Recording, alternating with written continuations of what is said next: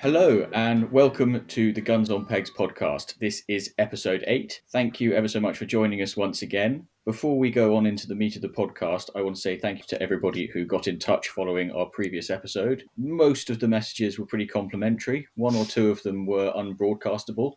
But either way, we love getting the feedback, so keep sending us your thoughts, please. Once again today, I'm joined by Chris and also by Frank. Say hi, guys. Hey, George. Hello, George. We've got another great guest today.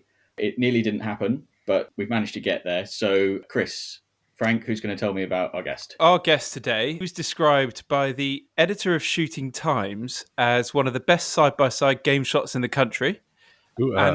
And by the former editor of Field Sports magazine as a one-time banana baron, along with our editor as George, you described as one of the best dressed men in shooting. So, Frank, go on, tell us a little bit more. So, it's the one and only Edward King, managing director of ASI, who, for those of you out there who don't know what it is, they are the distributors of Rizzini, Italian shotguns, AYA, Spanish shotguns, and a number of other brands. Welcome. Well, it's very nice to be here, gentlemen. Thank you very much indeed for having me. And after an introduction like that, how can I possibly not disappoint?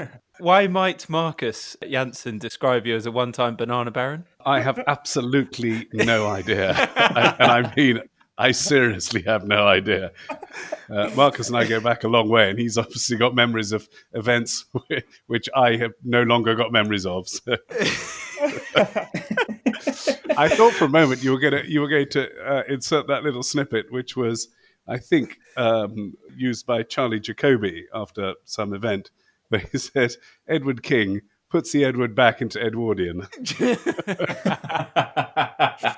Oh, that's a very good line. Actually, he's coming on our podcast soon, so we can have a chat about that then. So tell us, how is the world of ASI and the various brands? Maybe a little bit of intro on that, actually, for those that aren't aware. We're a smallish business within the gun trade, but we've been going for quite a long time and represent what we would like to call household names. Certainly AYA, I think, is known to almost anybody who's swung a gun at some point in their life.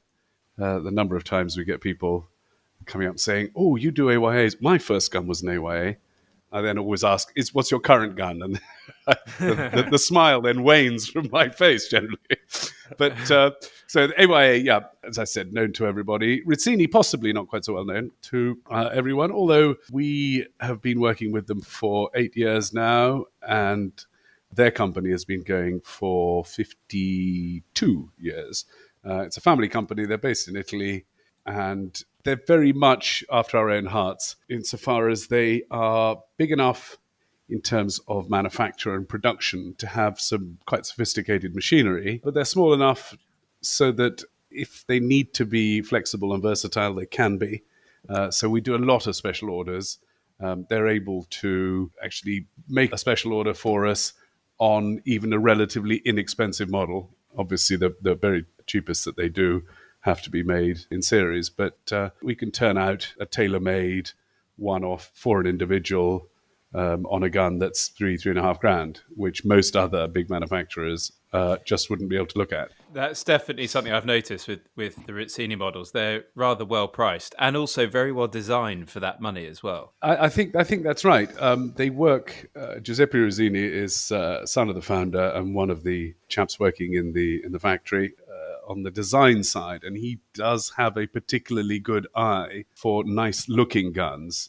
He's a great designer of engravings as well. I don't know if it'll be familiar to you, but the RBEM engraving, which is a bold foliate scroll-type engraving with quite a lot of relief, was his design, and he then developed that into the Regal, which is the side-plated version, and in my view looks absolutely stunning. Of course, as an aside, Rizzini engravings do tend to look good anyway because they're one of the few, I won't say necessarily the last, but they're one of the few gun makers in Italy that have their engraving laser cut but then finished by hand, which does give it a totally different look to your average laser cut engraving, which tends to be very flat and angular. The hand finishing on a Rizzini shotgun, especially if you look at it at different angles in and out of the light, you will see funnily enough, looking at a nicely cut jewel. When you change the angle, you will see different reflections and different bits which you wouldn't necessarily, which not you won't necessarily, but you just will not have on a basic laser engraving. You mentioned that AYA is obviously a popular brand. Do you know exactly how popular? I don't know exactly how popular. I would probably hedge my bets by saying somewhere between fairly and quite. Okay. So in terms of brands, where do you think it ranks? I'd say somewhere in the top 4 in terms of recognition of the brand. Spot on. In at number 3. So In at number 3, there we are, yeah. in the game shooting census, we ask this question every year: which brand of shotgun do you use most often? Right. I'm looking at 7,500 respondents here, and AYA number 3. Excellent. So 7% market share. It's also worth pointing out that both Frank and I use an AYA. Well, that makes 3 of us. Exactly, yeah. That makes 3 of us. Now, I have to say that I have a particular fondness for AYA. Apart from the fact that the companies, ASI and AYA, do go back a long way. As you can imagine, the links are more than just commercial. They're very personal as well. My father went to live in Spain for, 2.5 decades and used to go to the factory almost on an almost daily basis. And so we got to know the AYA family, which is actually the Aranzábal family, particularly well. So it's a great relationship. Edward, I think we'll talk about that in some depth in just a minute, but I think Okay. before we go much further, I think it's about time that I ask everybody what it is that they are drinking. Now, Edward, I'm going to guess with your connections, it's either going to be something Spanish or maybe something Italian. 2 very, very close guesses. And in fact, if you'd shot in the middle of the 2 and hit France, you'd have been right. It is French. It is French. You will all recall that our originally aborted attempt last week did see me having a bottle of Spanish wine. I've got a bottle of French wine here. It's a Gamay from the Loire. I've got a particular affinity with it because it's the vines that actually surround our house. It's a family house that me and my brothers and sisters and parents have spent many, many years in. And these vines literally surround the house. So it has lots of good memories for me. And it actually happens to be a very nice wine as well. The Gamay grape, for those who are not initiated, is the same grape as the Beaujolais grape. And for those of you who are daft enough to drink it, Beaujolais Nouveau is made with Gamay, although I'm pleased to say that Beaujolais Nouveau seems to have died a bit of a death now, and it might not mean anything at all to you.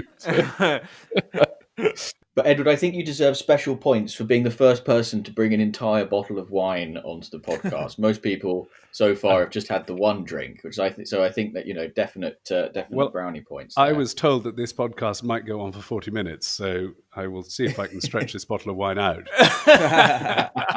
It's got another one under the desk just in case.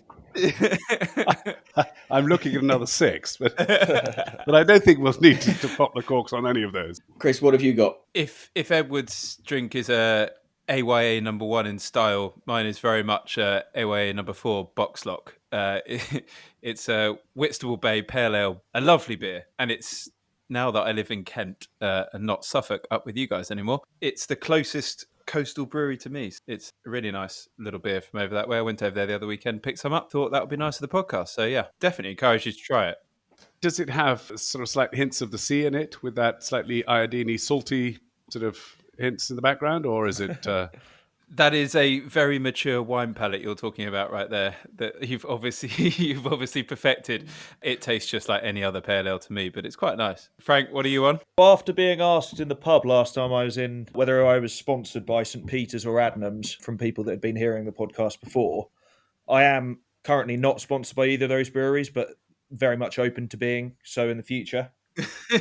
I have, and I promise this is the last time that I'll shamelessly plug one of these beers, because it's probably getting a bit dull for everyone else, although I'm enjoying it immensely. I've got a bottle of St. Peter's whiskey beer, which is actually a beer which they did in partnership with the English Whiskey Company, a collaboration, which is a whiskey company, an award-winning whiskey company based in Norfolk. So they actually went to the dark side a little and did a collaboration with someone in Norfolk. But it's very nice. The kind of concept is it that there's a measure of whiskey within the beer. I guess not in the bottle, but in the larger volume of beer, which gives it that kind of peaty, smoky overtone almost. And it is actually nice. It works very well. I wouldn't want to have sort of 5 of them in a row, but it's a lovely beer to have on a Monday evening when I'm not planning on drinking 6 bottles of wine. And it saves having to order a chaser. Exactly, yeah. So yeah, no, it's very good. And again, highly recommend St. Peter's. They do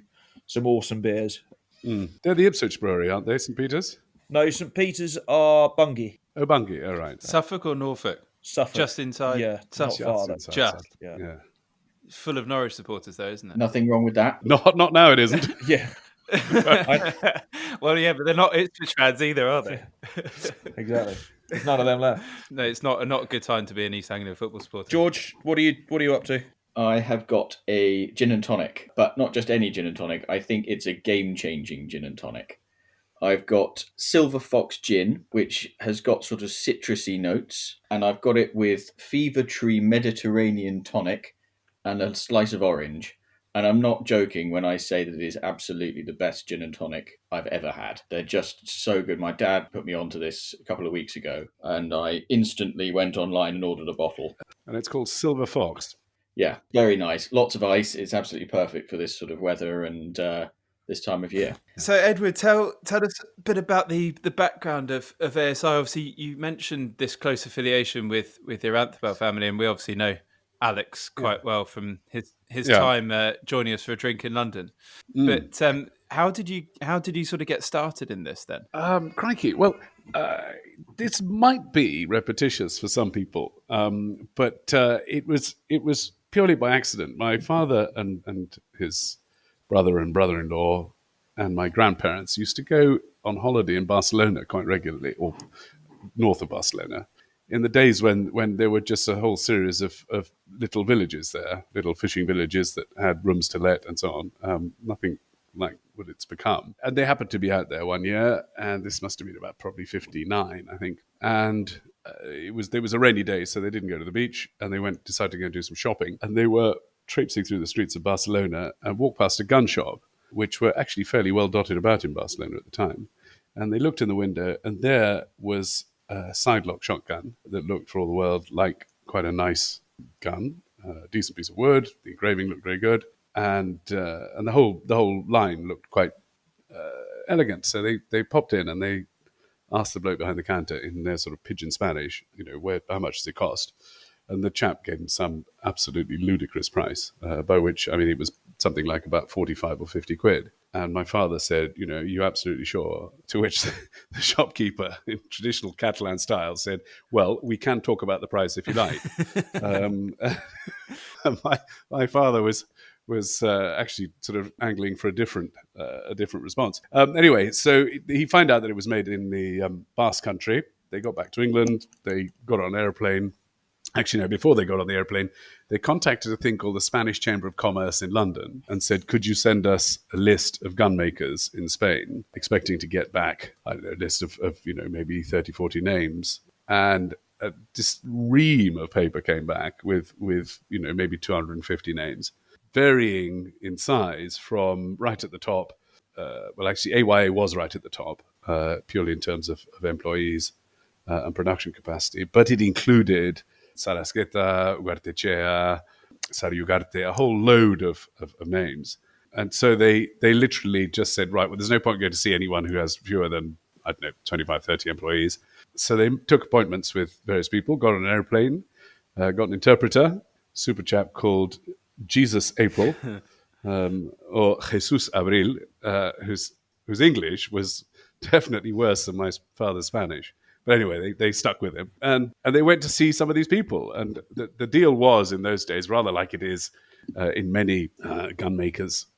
You arrive, depending on the time of day, they'll give you coffee or a sherry, or you look at a nice tabletop with the green bays on it and maybe half a dozen shotguns, and they will tell you how much each of them costs. Anyway, this went on for the whole of the first day, and it went on for the morning of the second day. And at lunchtime on the second day, they happened to find themselves at AYA, which was a very, very smart affair, with a mosaic floor with the big lion AYA logo inlet into it and so on. And the chairman at the time was a chap called Agustin Aranzábal, who was a sort of diminutive bloke, very sort of twitchy, nervous sort of chap, very charming, and spoke not a word of English, didn't really speak that much Spanish, but was proudly and obstinately Basque.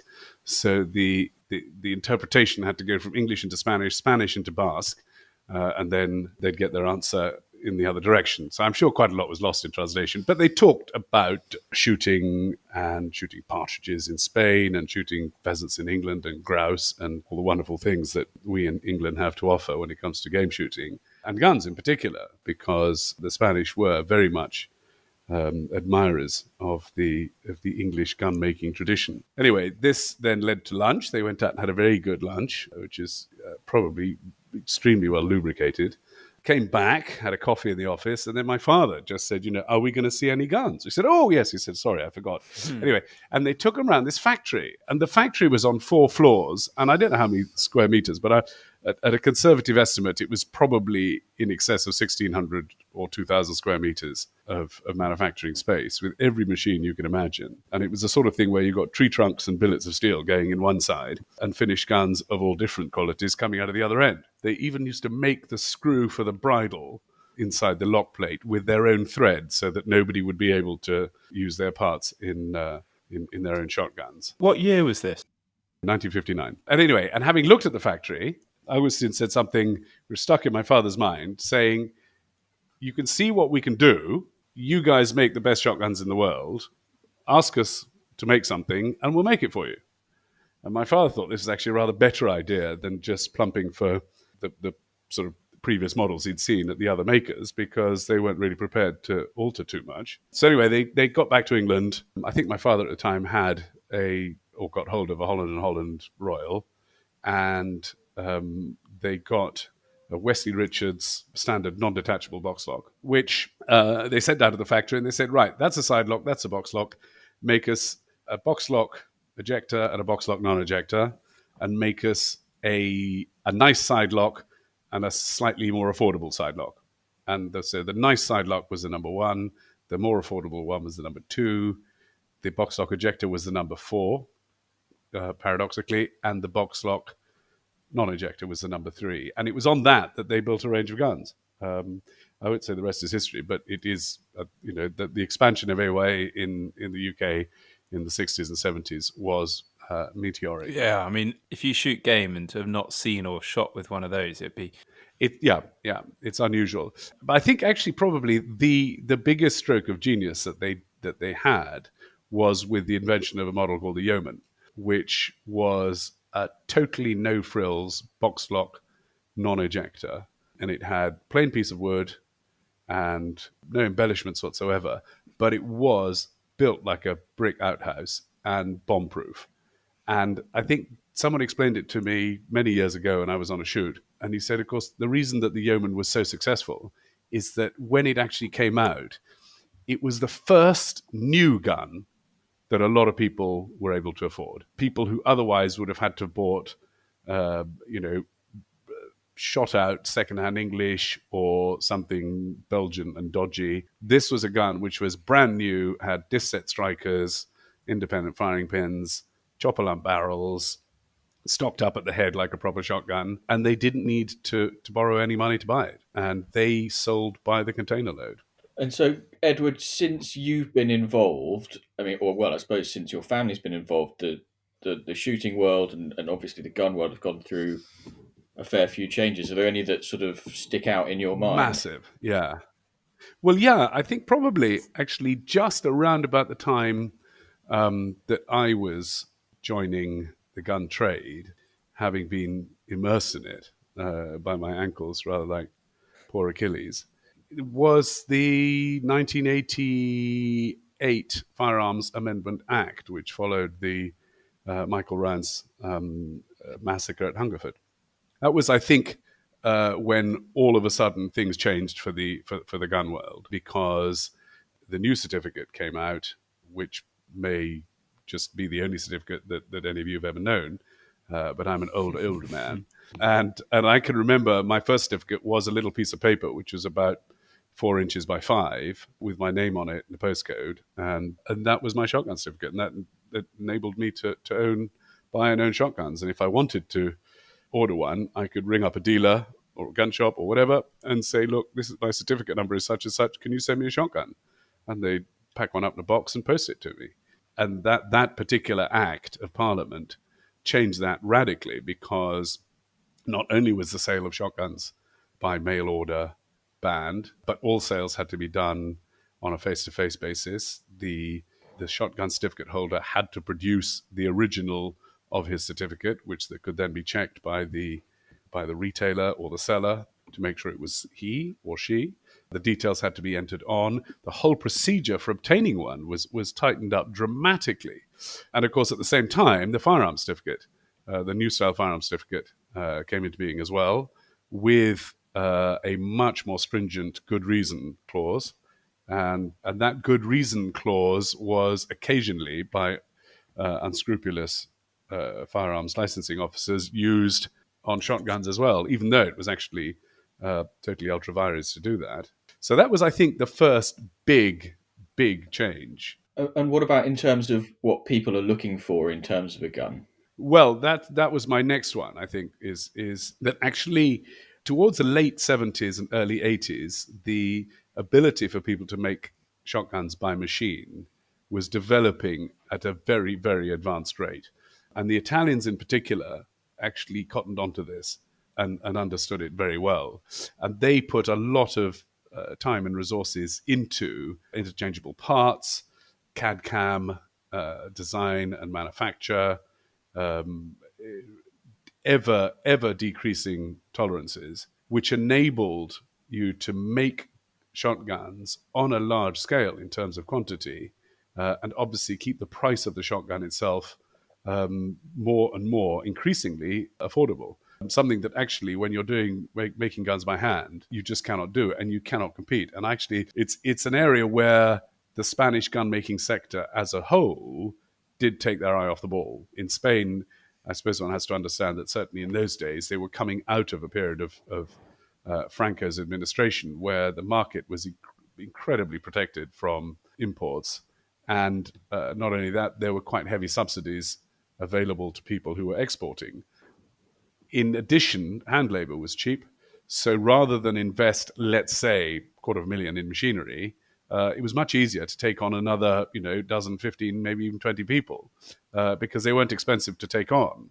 Of course, the downside to that is that human beings require paying, which is very tiresome from a manufacturer's point of view. And they get sick and take days off, and they have holidays, and some of them are not as good as others. Whereas a machine, once you've got it set up and it's working its shifts, just requires someone to make sure it keeps going. So that happened in the late 70s, early 80s. And by the late 80s, I think the over and under was well and truly here to stay, and was catching up with, if not probably overtaking by that stage, the side-by-side certainly as a first gun, because shooting grounds were becoming increasingly aware that it's actually easier to teach someone to shoot with an over and under than it is with a side-by-side.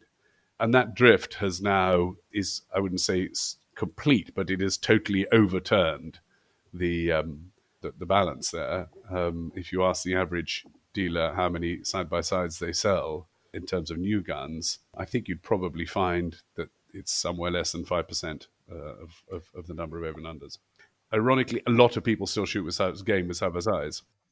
That segues brilliantly into... It does. I was going to ask what your thoughts are on the future, and obviously mentioning over and unders, there's, AYA obviously bringing out their over and under. It'd be great to know a bit more about that. Yeah, absolutely. Well, AYA has actually got a couple of new over and unders on their books. One of them is called the Classic. It's rather nice. It's a rounded action, which very much fits the fashion at the moment. Made in Spain, and it's a very pleasant gun with a nice piece of walnut on it.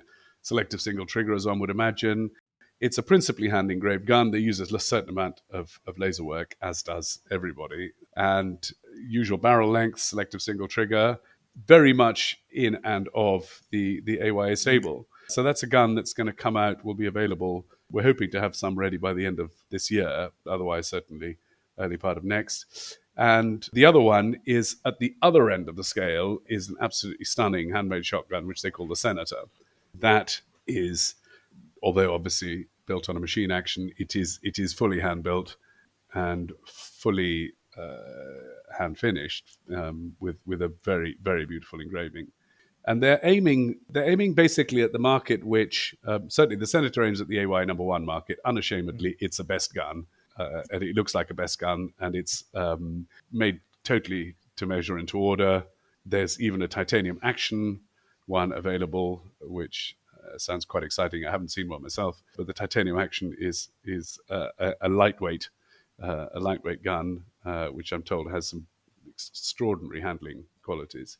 It is their offering of a number one, and the train of thought basically is that people, as we mentioned earlier, have started to shoot with AYAs, but are looking to change to over and under for whatever reason. I have fairly sort of entrenched views about why people do change to over and under, and I'm not always certain it's a solution, but I'm not going to argue against that particular configuration of shotgun. And people do want to have an AYA to shoot with because the loyalty to the brand is extraordinary.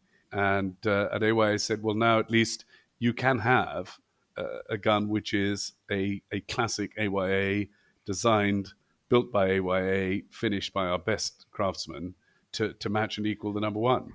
So we've got quite high hopes for that. And at the other end, it is possibly the classic, which will be retailing in the sort of £3,500 to £4,000 bracket. Once again, responds to that market need for an AYA in that affordable category, which still gives you an elegant gun with all the tradition and background that AYA offer. So, Edward, talking of all these developments, I think you're probably one of the best people to ask about, I suppose, the changes over the last year or so, and maybe especially this year with regards to lead shot and what's going to be happening there, because your brand would be, well, AYA is a brand that you represent, would be exposed heavily to that because of the older guns on the market, but then obviously have a lot of newer guns. So what's your feeling on that? Well, actually, I mean, I think regardless of well, let's put it this way. I think the argument as to whether we should or shouldn't change away from lead has been had, and many tens and hundreds of thousands of words have been written, and long hours of debate have been had. I think what we need to do as an industry is we need to address the fact that we will be moving away from lead. And if we move away from lead, at the moment, the nearest and best option would be steel. Now, steel is not lead. It has different performance characteristics, and it has different requirements in terms of gun making. So new guns, I don't think, have a problem with steel. All that the gun maker needs to do is to be aware that that they are building a gun for steel shot. The CIP proofing requirements are well established, and needless to say, any new AYA or even Rizzini for that matter is proofed and bears the fleur-de-lis mark. But AYA are not new to this. We have been proofing at the higher level since the mid-90s. It gives you an indication of how long the lead shot argument has been going for. But AYAs have, as a matter of course, been proofed at 1200 bar since, I think, sort of early to mid-90s. Can I just ask a question on that? Because I think that one of the problems we're seeing with this debate is the lack of understanding from a customer's point of view about what they can use in their gun. Yeah. So when you say proof to the higher level, you mean proof to high performance steel. Right. So exactly. So there are exactly. Now it would, in the days when we proved to that higher level of 1200, the fleur-de-lis mark didn't exist. So it wasn't being used, but it was the same level, effectively, give or take a few bar, as if you had it proofed today with the fleur-de-lis mark. But I think it's also quite important to make clear the fact that the absence of a fleur-de-lis or higher proof does not mean you can't use steel. The guidelines are quite clear, which is that you shouldn't have a choke tighter than half choke in your barrel. If you have a 2 3/4 or 70 mil chamber, you should use a cartridge which is suitable for 2 3/4, 70 mil. And if you're using a standard normal gun, which hasn't been proofed at the higher pressure, you can still use up to 34 grams of number 4 shot in that gun, provided, as I said, that it's a 2 3/4 inch cartridge and that you haven't got tighter than half choke in it.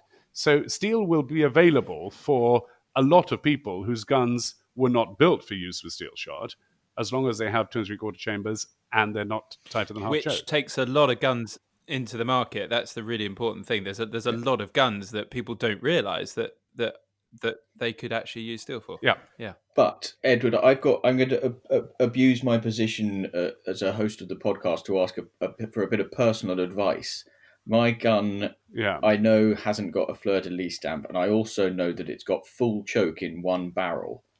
So it's Yeah. unsuitable for either kind of steel cartridge. Yeah. So Yes. I imagine there's not going to be that many people out there with full choke in one barrel, but if you are in the unfortunate position of owning a gun that isn't suitable for either standard or High higher pressure pressure, steel, what would be, apart from buying an entirely new gun, which I'm sure you would recommend? Well, you've got there are a range of options actually open to you. The first is to consider, and this is a consideration, but you can consider having the choke open to half. It is a perfectly normal gun making procedure to take out choke from a shotgun.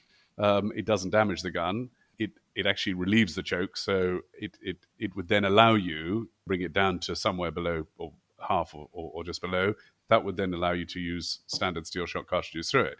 That's number one option. Now, it might be that you very specifically want that full choke because it's important to you for the style of shooting that you're using it for. So if that is a deal breaker for you, then you will need to consider a non-steel replacement cartridge, of which currently I think probably bismuth, to my knowledge, is one of the few which would do without damaging your gun.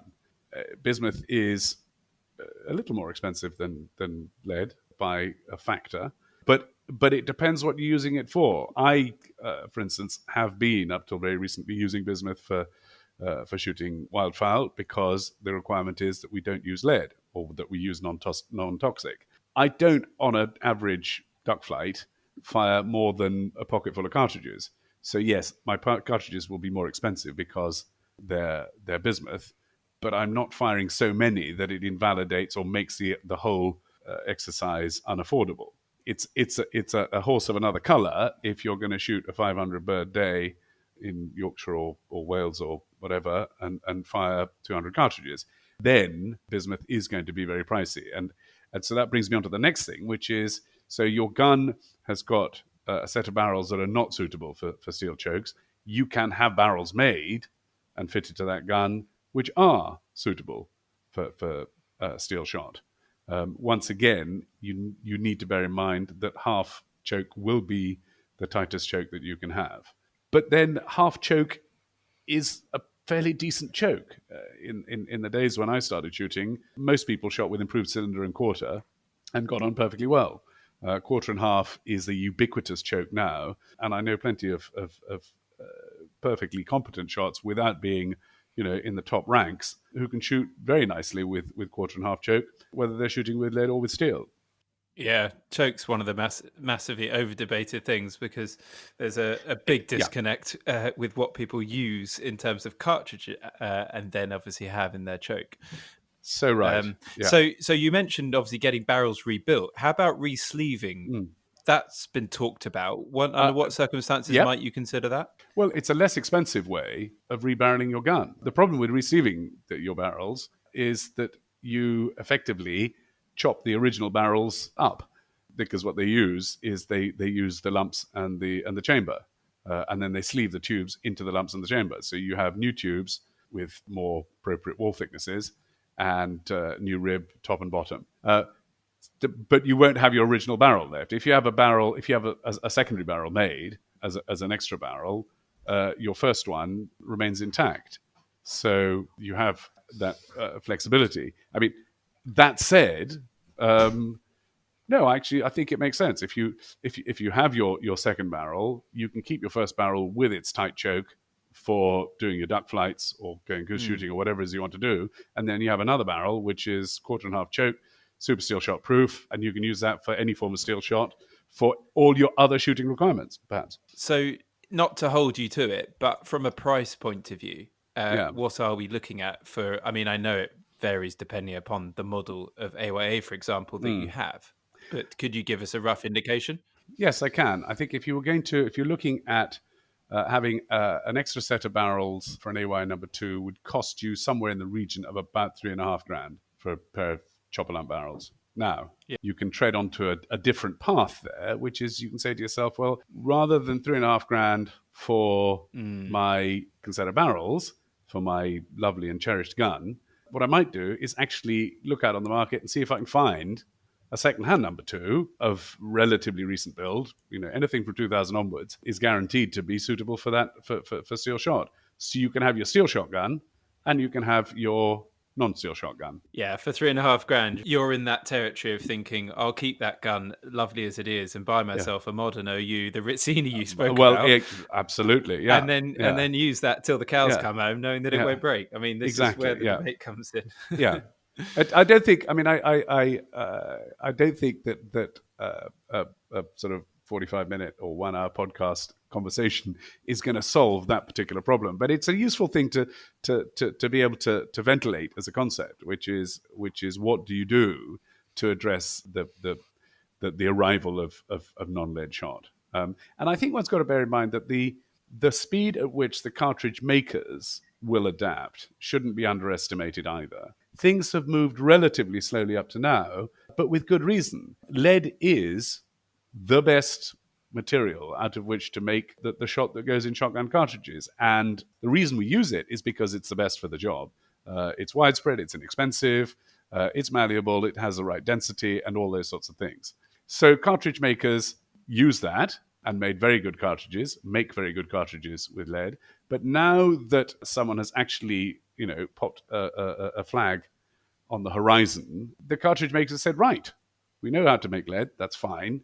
We must concentrate now on developing alternatives with a level of increased urgency, because although it's a voluntary thing, I think that once we've all moved to a new non-lead normal, lead will just wither and disappear.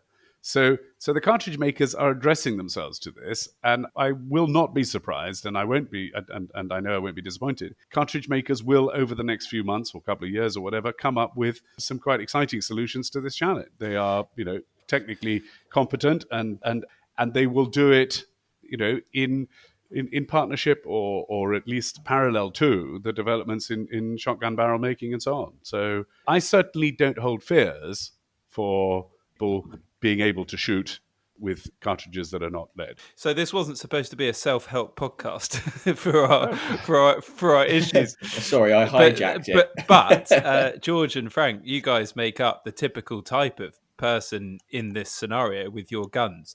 What's your feeling on what you'll do based on what Edward said? I'll probably bribe Edward into giving me a really good deal on one of these new over it. No. I've got absolutely no idea. It's all right, that can be edited out, Frank. I'd rather it wasn't. But see me afterwards. I think that this is something I've been considering, and I think actually was going to message George earlier today about making this into some sort of editorial, because I speak to a lot of different gun manufacturers, retailers, or whatever, and I actually don't know what the options are out there for me. I know we've just written the piece on the William Powell side by side, which is obviously made by Rizzini, and that seems to have gone down very well.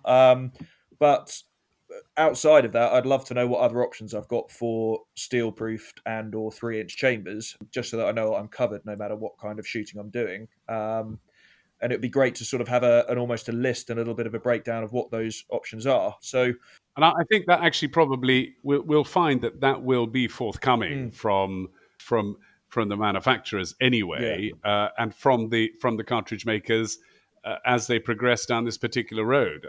Because I think what's interesting, and I'm going to digress a little bit, but intentionally here, is actually that the announcement that was made earlier this year by the council, whatever. Organisation. Anyway, this sort of slightly mysterious group came out with this announcement, but it wasn't just about lead. It was also about single-use plastics, and I I feel very strongly about single-use plastics as well, as I know that actually most of my game shooting friends and acquaintances do as well. And we talk about shooting, and we say, and the conversation tends to go, well, it's all very well moving away from lead, but if we use plastic wads to take the lead from A to B, and the plastic wad is left behind, that has a half-life of hundreds of years potentially. So we are still filling the countryside, which we love and which we like to keep in as good order as we can, with single-use, non-degradable plastics. So they address that by saying that we should be moving away from that as well. And huge strides have been made in degradable wads and degradable cases. Now, the case side of things is actually less of a challenge because I don't actually know. Well, I know one person who refuses to pick up his empty shells at the end of a drive, but that's just the way he is. But most of us, I think, I know. Does he make you do it then? No, it's very funny. No, he doesn't. He just says, when you go and shoot with him, he says, and leave your cartridges where you want. So, he said, bizarre. I'm not having old men bending over and scrabbling around in the mud picking up empty cartridges. So that's how he sells it. He has a chap come around afterwards with a magnet on the end of a stick and picks everything up. So right, that's different. So that's what I'm saying. Yeah. So even if we don't do it ourselves, somebody will do that at some stage, and we don't leave cartridge cases lying around the countryside. But those who shoot with non-degradable wads are still spraying plastic around the countryside, and arguably in a more damaging way, because they are impossible to go and find. We're spraying them around woods and into crops and goodness knows where else. So degradable wads, which are certainly starting to become available on the market, I think are a fantastic idea. And I think we have to couch all that we say with the perspective that we won't be able to do exactly what we have been able to do up to now. We've just got to accept that and adapt to what is going to be available for us. And I think that's, if we're grown up about it, then I don't think it's going to be too much of a problem or too much of a challenge. There is instinctively part of us that says, sod, damn and blast it. Who are all these people who are telling us what we can do and what we can't do? But actually, a bit of mature reflection in an armchair, thinking about the whole thing of what we do, which is to be outside in the countryside and maintaining it, preserving it, and leaving it in arguably a better condition for the next generations. We just got to be grown up, and spraying plastic around is not a good thing. If it means I can't go out and shoot my 55-yard pheasants with, full choke and 38 grams of number 4 shot in a plastic wad, so be it. I could never hit them anyway. So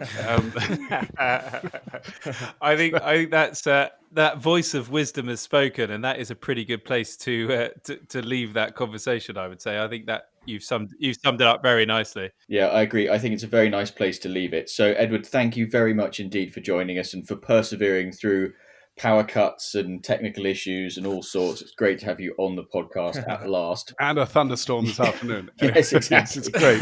Thank you very much, gentlemen. It's been an absolute blast. And to everybody who's been listening, thank you very much for joining us once again. Do make sure you subscribe to the podcast. Make sure you sign up Guns on Pegs if you haven't done already. Make sure you get our weekly newsletter. Follow us on Facebook. Follow us on Instagram. Join us next time. Thanks very much for listening, and goodbye.